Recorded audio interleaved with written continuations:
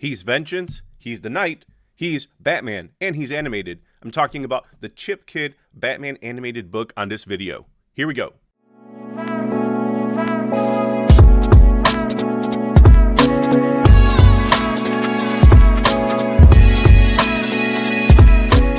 Hey, thanks for watching the video. My name is Bernie Gonzalez, and I am a comic book artist and writer. And in these videos, I just like to share some comics, graphic novels, magazines, anything that has been a big influence on me. And Batman the Animated Series certainly has been a big creative influence in my writing, in my artwork, in my storytelling. The series first premiered September 5th, 1992. It was part of the Fox Kids Saturday morning lineup. And then they actually aired an episode in prime time the day after on September 6th on Leather Wings. And it just goes to show that they felt so strongly that not only was this a kid's cartoon, but that it would appeal to an adult audience. And it did, and left an impact. It has a massive legacy. Premiered in 92. This book, Batman animated by Paul Dini and Chip Kidd, was released 6 years later in 1998. So Paul Dini worked on Tiny Toons, Dungeons and Dragons, He-Man, then later on Superman the Animated Series, Batman Beyond. He created Harley Quinn, and you have Chip Kidd, who's worked on a number of book covers, well-known graphic designer. 144 pages. Kind of flip through it here quickly. Sorry for the glossiness, but it's very picture heavy, which is great because it has sketches, storyboards, paintings, character designs, merchandise photos, just perfect for a flip through and perfect for inspiration.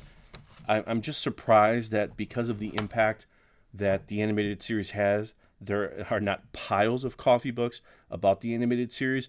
So one, I am grateful that this is out there and that I have my hands on it. But two, it's kind of unfortunate because it's gone out of print. So it goes for, triple digits easy on eBay. So if you find a copy out there that's in good shape at a good price that you can afford, highly recommend get your hands on it. Just kind of unfortunate it has not gone back into print because I think this booklet is just, again, a great resource, but also just gives you just a great collection of iconic images. I mean, talk about iconic there, that shot from Batman the Animated Series that you just saw everywhere and still see everywhere. It was definitely a resource that when I saw this, it helped me get a behind-the-scenes look at how the cartoon was made, how it was created. And look at that. Just beautiful, beautiful images. And the great thing about having a designer like Chip Kidd, they're presented incredibly well. See some shots from the title sequence as well, some of the layouts. People who brought Batman the Animated Series to life. Producer Gene McCurdy, who brought in Tim and Radomski, and then she also brought in Alan Burnett, who is a producer. You have people like Glenn Murakami, who worked on later Batman Beyond, Teen Titans Go, Ben 10, I believe, as well. Kevin Altieri, who worked on an 80s show that I loved, Cops, but then also on Stripperella. And the Gen 13 movie was kind of like a one-and-done. You can find it here and there, bootlegs and on YouTube.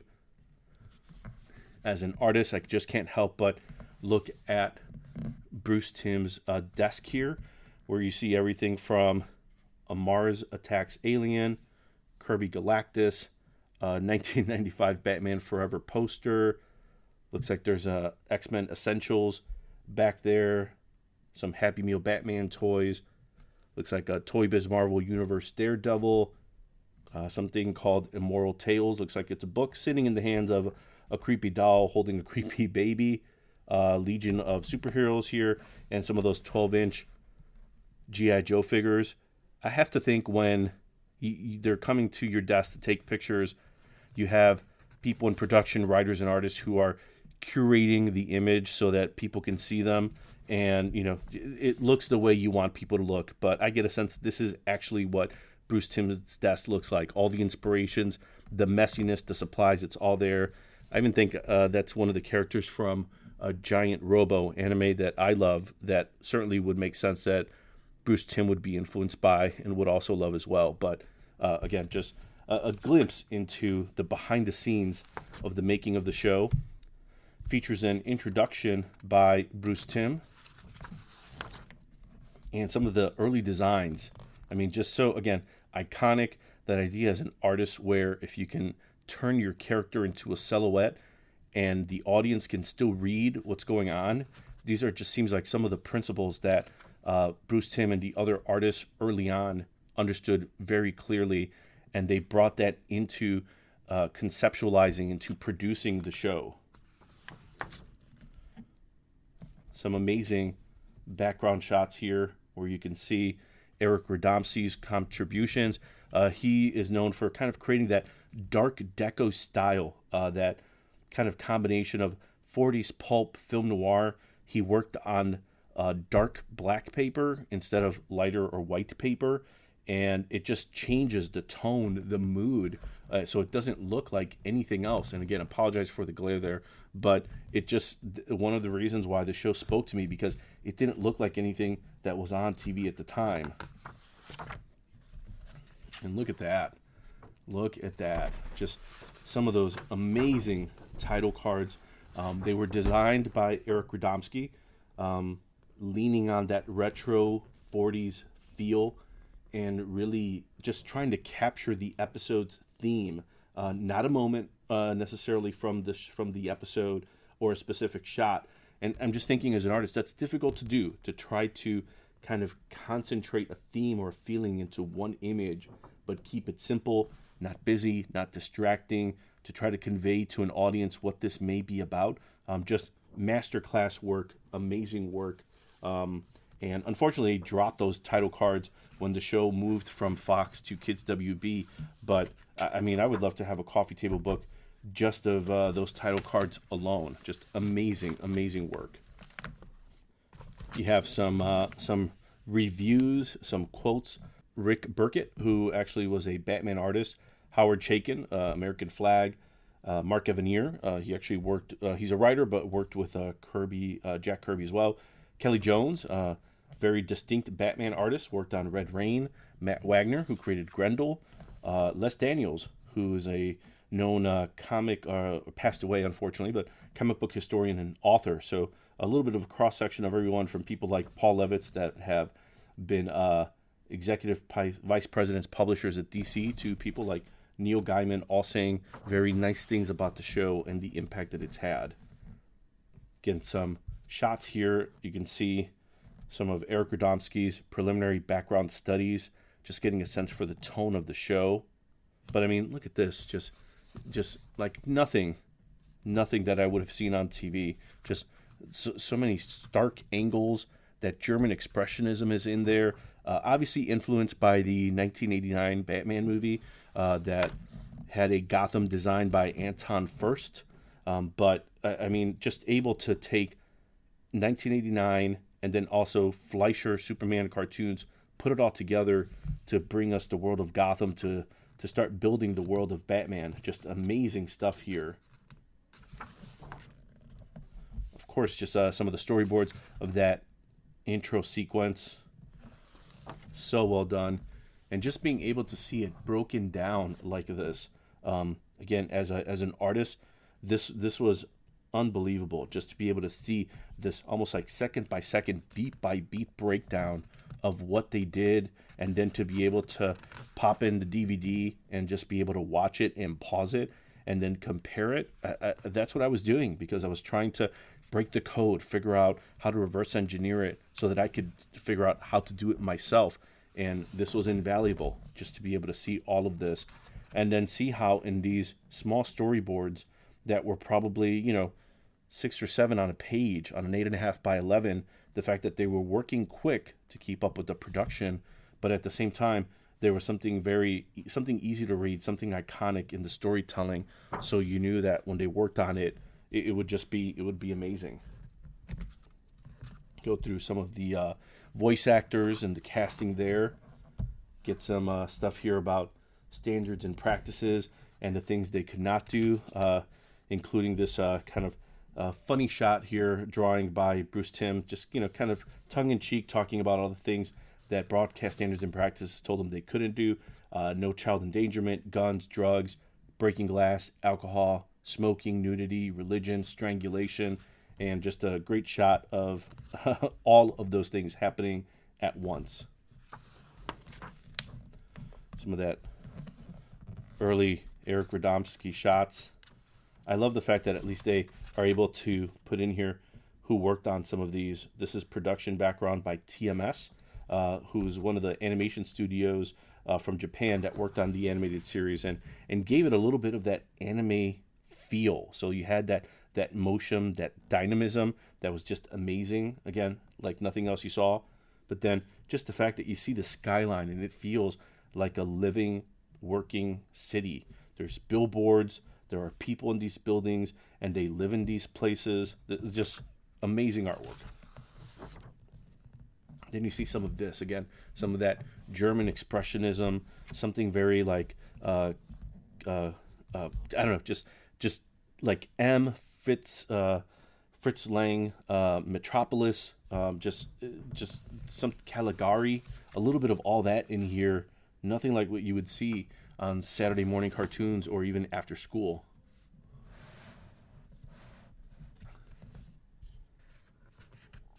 Shots of even places like the stacked deck when they're going through and actually world building. You have Crime Alley, Arkham Asylum, and then you have these places like this bar that seems to be, by the wharfs with the biker gangs there called the stacked deck. Look at that. Just stunning work. Love how we see these sort of attitudes and the work-throughs of Batman in the animated series, how they would move him. Just how they were able to convey the attitude, the broodingness through the line work. And at the time, you had things like Super Friends and the New Adventures of Batman and Robin. Those were the cartoons that had come out primarily inspired by the 1966 Adam West Burt Ward series. So that's what he looked like in animated form. This was not that. There was a simplicity that they were trying to convey, but they were also trying to keep that dark deco design that Eric Radomski had, and not only in the backgrounds but also in the characters. But at the same time, how does Batman move? How does he? How do you get the athleticism, the martial arts background? How do you do all of that and make him feel like a gargoyle? Just big assignments that they were able to pull off, and that's why things like Batman the Animated Series have had such a big legacy. The designs in the Batmobile, Batplane, the Bat boat. I mean, just amazing designs here. Robin, and you can see some of the different iterations where has kind of like a Star Trek feel in that design. This one looks like the character Dr. Midnight. You have Batgirl here. They take a shot from one of the toys from Kenner, the Robin dragster, and I guess there was an accident in a toy factory that destroyed the original mold for this, so it makes it one of the rarest of the Batman animated series toys. So if you see it at a convention out there and you're looking to build a collection of this stuff, that's one to look for. Maybe not so much Winged Blitz Batgirl, which just feels like a money grab in the toy aisle. But if you can't find the regular Batman figure or Batgirl figure, then maybe you can get your parents to at least get you Winged Blitz Batgirl. Some shots here of Alfred. I think this is Mike Guggen who did some of these, but just gives you a sense for the confidence, the age, but also just the kind of fatherly figure that is Alfred. Some shots here from that amazing scene from Mask of the Phantasm laid out by Bruce Timm, where Batman, Bruce Wayne, first wears the Batman cowl and scares Batman. Just amazing stuff. Shots of some of the merchandise. Seems like everything from Eskimo pies, thermoses, unbelievable, boots, silly putty, kind of probably a Chef Boyardee. Oh, there we go, macaroni and cheese. Some shots of Joker. The great thing about this book is that not only do you get these designs, which would be more than enough for me, but then you get some of these early shots where you could tell that they're working through what the Joker should look like. That has more of that Dan DiCarlo, who's the house style for Archie. Has a little bit more of those exaggerated, almost humorous angles and roundedness to him compared to, what he looks like in the animated series, where there's a little bit of, there's Michael Golden, Will Eisner, a little bit of all that in the design, and, what they were able to do with the simplicity in it. You could tell that Harley Quinn, certainly, this is the first drawing, but certainly was changed and adapted before the final incarnation hit the screen. Some shots here from Mad Love, which came out in '94, and it was drawn by Bruce Timm. So I'm just, I can only imagine, I'm getting a headache just thinking about, as he's working on the animated series, doing designs, worrying about the story, and at the same time working on this this comic that winds up winning an award and is just amazing and well worth looking at on its own. But, he's probably overseeing a lot of this stuff too, and making sure that people are sticking to the style that he's created, that other artists are interpreting, to try to keep it all on model, to keep it in the world of Batman the Animated Series. Some of his pages, and you can see that he certainly wasn't phoning it in, because you have an entire breakdown here for colors, all of his notes. So he was very mindful that whatever was going to go out there that he was going to work on, that it looked exactly the way he wanted it to. Shots of Commissioner Gordon and Bullock. Again, you get more of that cartoony feel. The blimp, character Montoya, who was introduced in the animated series. She might have been actually introduced in the comics like the month before, but then became one of those original introduction characters, just like Harley Quinn. Get Catwoman here, certainly inspired by Batman Returns. You just see these turnarounds and these shots. Again, things that, as an artist, I did not see anywhere. I was dying to see more of things like this, more behind-the-scenes stuff. Loved it. Storyboards, and loved that. Just like the motioned movement. Amazing stuff. Two-Face. This is where you start getting into that almost like Chester Gould, Dick Tracy style design, where things feel a little bit exaggerated. Things like flat top. All right, well, this character, this one specifically drawn by Bruce Timm, just feels like he could be a Dick Tracy villain. A very Edward G. Robinson inspired Penguin. This certainly looking more like the Danny DeVito version in Returns.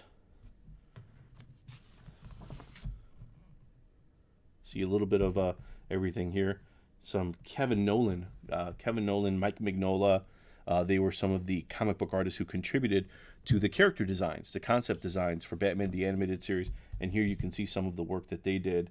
I have to remember this, throw this out there. So Sega CD had a Batman game that features cutscenes that were animated by TMS, the Japanese studio I mentioned earlier, who, again, did some of the best animation for the animated series for some of the episodes.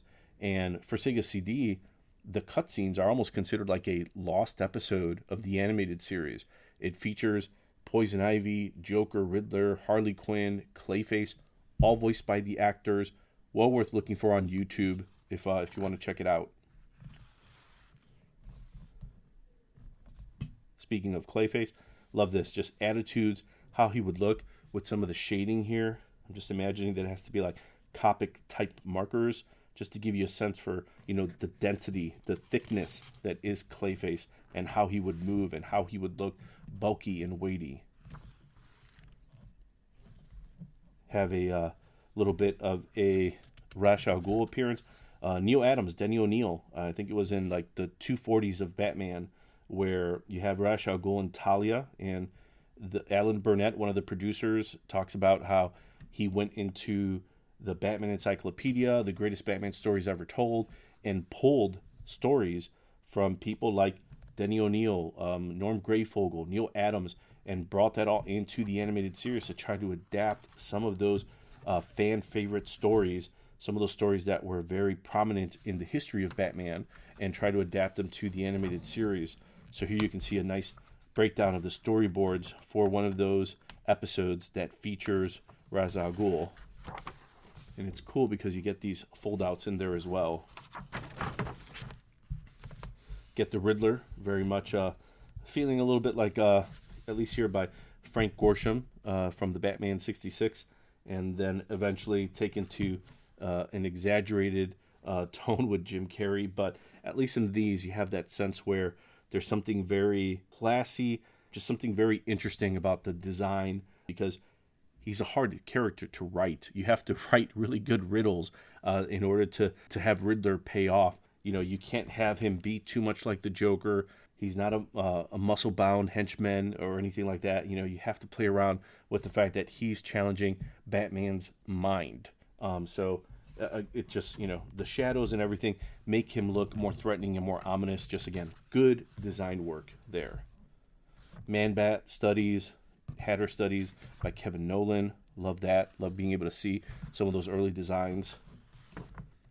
Freeze, Mike Mignola. Just perfect person to bring in some of that sort of steampunk Victorian style. You know, it just feels perfect for Mr. Freeze, where he would have that look, and at the same time it just looks incredibly ominous when you see something like this, when you can capture a character so perfectly there. Just beautiful. Some Poison Ivy, certainly inspired by Dan DeCarlo, Bob Clampett, Al Cap, some of those artists that, you know, have more of the, again, the roundedness, the sexiness in it there. Inspired Bruce Wayne, but a design that you see more in Poison Ivy. And obviously you see, again, different styles here, where you can see she looks a little different than some of the other characters, not as angular. And speaking of influences, Jack Kirby certainly an influence in these early designs for Bane by Bruce Timm, where you can see that look just feels like that could be a Kirby character. Just amazing. Now we're getting into Mask of the Phantasm. So they got like a 65 episode commitment for the series, and that's why they were able to mine so much of the Batman mythology and some of the great stories of Batman. And then as they got acclaim, as they were building up momentum, they were going to do a direct-to VHS movie that would eventually become Mask of the Phantasm. But the series was doing so well that they graduated it to a theatrical release. So here we can see some poster designs, some of the backgrounds, early designs for Phantasm, which was inspired by, I believe it's the Reaper from Batman, and they just adapted that storyline, but then changed a few things in there as well. But you can see some of the shots here, just sets up the mood for some of these scenes. And then you also have Sub-Zero, one of the other direct-to DVD VHS movies at the time that was released, and in that case that featured Mr. Freeze in his Arctic retreat. And then there was an oil mine where you had these amazing shots of an explosion. And now we start getting into the new adventures, where you feature more Batman, less Batman and more Batgirl, Robin, and Nightwing, made at the same time that they were making Superman the animated series. So I have to imagine from a production standpoint, you have new designs for some of these characters that are more streamlined and match the designs for Superman the animated series. So when you have production crews that are working on the two of them, I just have to imagine it's easier to not have two styles, to just have one.